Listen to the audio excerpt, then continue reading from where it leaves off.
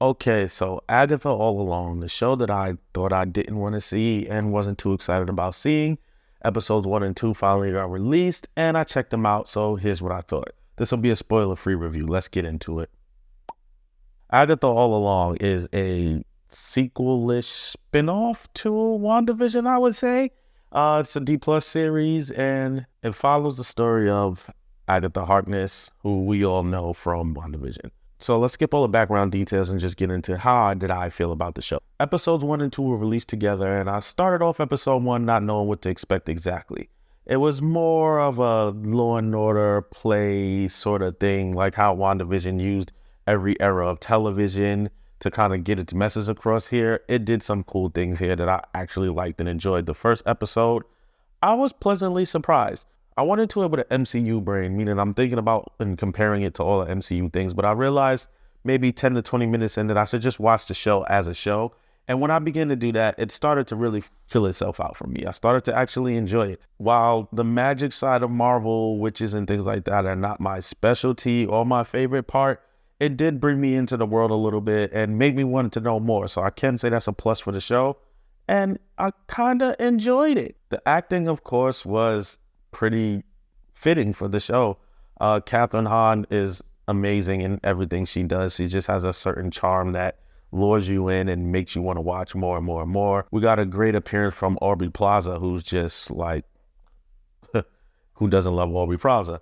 And it had some cool side characters who really seemed to put their heart into it. And I know it had sort of a cheese factor, which I think was purposefully done, but I think it all worked out really freaking well for that first episode. All the characters introduced were just interesting enough to keep me going and keep watching the episode, and no one was super interesting except for Aubrey Plaza's character, who you do want to know and see a lot more if you're going to watch the show. The first episode ends in a way that leaves you with more questions and answers. Of course, that's what a pilot episode should do, which took us pretty easily into episode 2. I decided I wanted to binge it instead of stopping and watching. I was going to do an episode 1 review, then an episode 2 review, but I said, hey, you know what? I kind of want to see what happens next. This is leading somewhere.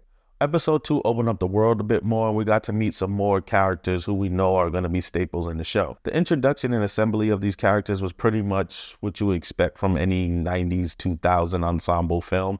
And I think the techniques were kind of played out, but they did the best in bringing it together. I'm still not sure if this show is supposed to be taken 90% serious and 10% comedy, or 50% comedy and 50% serious. At times, it seems like the show is just going to ditch the comedy aspect altogether, and some bits are kind of just downright silly and completely comical. So I really don't know the audience here still. I don't know what this is geared towards. Some of the things in the show, the 2 episodes, are kind of mature, and there's some things in there that use a lot of assets, if you know what I mean. But at the same time, it seems like it could be a slapstick comedy for younger kids. So I think the demographic that they were going for is a little mixed right now, but I feel as the show goes on, maybe it'll streamline, but it is a little confusing in those first 2 episodes, just to me, as to who was this show made for? Who was the intended audience? Because it doesn't really cater to MCU buffs. And yeah, there's some Easter eggs and things in there that you can go back to. And I'm sure there's a lot of references that I've missed that can go back to comics and other things. But it's not a strongly rooted MCU-based series. But at the same time, everything is not completely fresh and new because it does borrow on some elements. But I guess you could watch it as a new show, and if you didn't know anything about the MCU and you were just into like witches and covens and those sort of things, because I have watched a few witch shows, and I do see where they're drawing from in Hocus Pocus movies like that. So I do get it, and it could last standalone, but I don't know if it actually fits there either because it's not that strong yet in those areas. So I would say the best part about the show is it is very well done visually.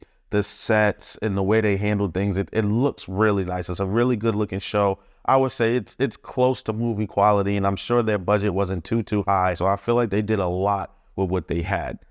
The spooky element, which we got in the first trailer, I didn't really get that in the second episode. Maybe here and there in a few scenes, but I don't really get the horror-driven aspect that it seemed they were going for. So I'm thinking that ramps up later. It's a 9-episode run and runs in towards Halloween and things. So I think they're going to turn up the spook and horror as we've seen in the trailers.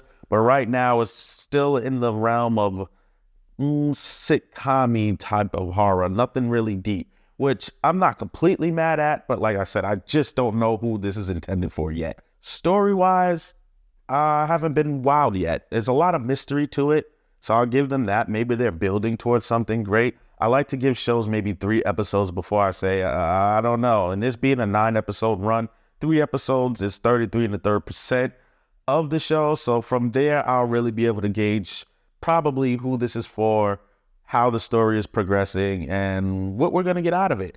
But right now, I feel a little left in the dark. And I don't know if it's because I don't have a deep understanding of the Magic Marvel side, but I do have a pretty good understanding. So I'm kind of watching this from a weird point of view of a MCU mega fan, comic book super fan, which sort of fan, and I'm trying to piece it all together. But throughout episode 2 all the way to the end, the acting stays consistent. I don't think we got anybody who just brings the show down, but I don't think we have anyone who elevates the show way higher than it should be. Catherine Hahn is really the greatest thing the show has to offer at this point, and it's probably going to continue on that way. I don't think we're going to get anyone and say, wow, she's taking over or he's taking over the show. I do want to go over the show a few more times to try to catch some of the Easter eggs I might have missed, because I know there's so much stuff sprinkled in there. There's so many scenes that just seem like throwaways, so many things that happen. And I'm like, is that important or was that just random? And I'm pretty sure it's not just random. The show does seem like it has a real direction that is going in,